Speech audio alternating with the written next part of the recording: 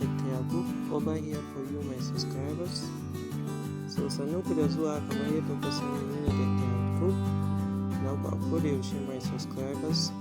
So today you're gonna learn how to make custom shop banner which I have made recently. To a yau za mu koyi yadda za ka haɗa banner ka ta shagonka, wadda za mu koyi da a lokacin kankani wadda na haɗa a kwanan in a matter of seconds, a 'yan sakanni kalilan. So I want you to know every process. Ina son koyi duk wani step da na bi wajen kirkira wani abu.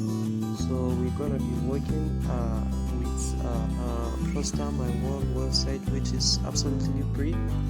And this Poster My World website simplifies graphic design for marketers and businesses easily by creating stunning promotional flyers, posters, social medias, and videos.